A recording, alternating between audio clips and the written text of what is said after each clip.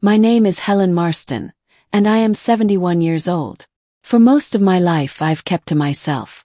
I live alone now, in the same weathered farmhouse on the edge of the Blue Ridge Mountains that my husband, Richard, and I moved into when we were still young enough to think the world would never change. He passed away 12 years ago. Since then, the days have blurred together like watercolor left out in the rain, beautiful in parts, but always bleeding into one another, fading. There was one night that changed things. Not in the way that love or death changes a life, but in the subtle, unspoken way that only matters to you, and yet still echoes for years. It was the night I remembered who I was. It was early spring. The wind still carried the bite of winter, but the tulips had started to bloom near the front porch. I had spent most of the day in silence, as I usually did. I had made a pot of tea, read through half a book I'd already forgotten by morning, and dusted the mantel without meaning to.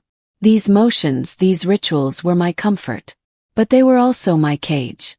That night I decided to take a bath. A long, slow soak, something I hadn't done in years. Showers were practical, efficient, forgettable. A bath, though, asked you to be still, to listen, feel.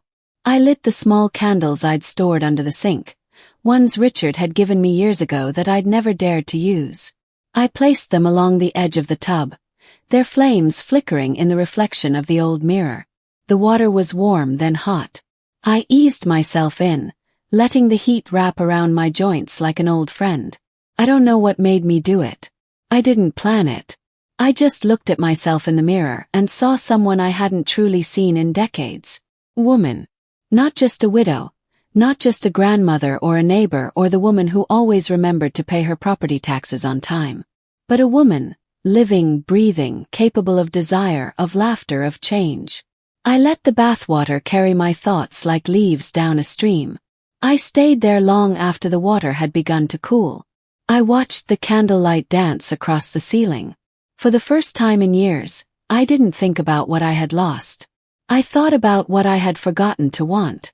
After that night, something shifted. I started waking up earlier not because I had to but because I wanted to watch the sun rise. I repainted the guest room in a soft sage green. I took down the thick curtains in the kitchen and let the light pour in. I began eating on my porch instead of in front of the television. Small things. Things that felt like breathing again after holding it for far too long. I found an old box of my paintings in the attic. Watercolors I had done in my 30s when I used to sit by the river and paint whatever felt like speaking. I started again. My hand was slower, my lines less certain, but my heart. Oh, my heart was wide open. One afternoon, I took a walk through the meadow behind my home. I wore a long sundress and walked barefoot through the tall grass. The wind kissed my skin, and for the first time in so long I didn't feel invisible. I felt part of something. Oh. I started going to the town library again. There I met Margaret, a retired teacher who invited me to her weekly book club.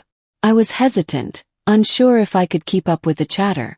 But I went, and I listened, and eventually I spoke. They welcomed me like a long-lost friend, and I realized how deeply I had missed connection. Some evenings now, I sit on my porch and listen to music on an old radio. Sometimes it's classical, sometimes it's old jazz.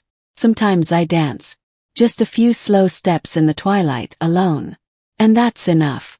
That night, when I took that bath, when I allowed myself to feel again, I didn't think it would change anything. But it did. Not loudly. Not immediately. But gently. Quietly. Like spring thawing the last edges of winter. I still have quiet days. I still miss Richard. But I no longer feel like I'm just waiting for time to pass. I'm living again in my own way. If you've ever felt like life has quietly passed you by, please hear this. It isn't too late. You're not too old, not too stuck, not too far gone.